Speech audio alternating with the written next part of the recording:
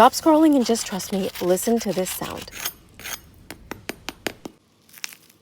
What you're listening to is the sound of gluten-free crispy samosas that are so good, everyone will want them and no one will be able to notice they're gluten-free. This is a long video, but I'm going to show you how to make them for yourself or for someone you love, because I know firsthand what it feels like to have someone near and dear to you not be able to enjoy cultural, traditional foods that they grew up eating on Eid. The full recipe will be on my blog with detailed steps and instructions for you and where to find the right flour. Well, let's get into it right now. We're going to start off by making the dough, and this is a shaggy dough. You can see it right here.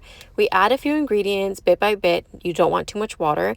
Once you let it rest, the dough does come together, as you can see here. Wrap it up and set it aside to rest again. And we go on to make our mixture. Now you can do the ground beef mixture I have in my previous samosa video from Ramadan, or you can do a potato filling like I am here. My husband is vegan and gluten-free, so I make everything plant-based for him.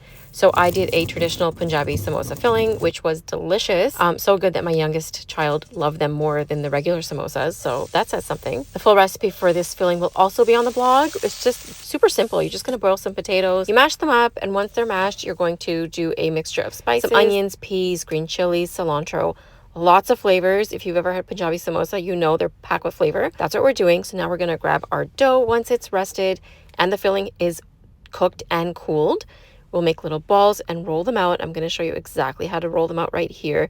This is not so much an instructional video. It's just very long so you can watch the steps, because that's pretty important. The texture of the dough, thickness or thinness, once you roll out the disc, which we're doing here, and then we'll cut it in half, and I'll show you how to fold them as well to get that traditional Punjabi style folding. So I've rolled it out pretty thin. You don't want it paper thin, but here, this is what you want it to look like. It's like a centimeter. Now you're going to fold your triangle over, pinch the end like I am here. So I like to put a little bit of filling in first, and you put the rest, and then watch how I fold this here. See how I do that?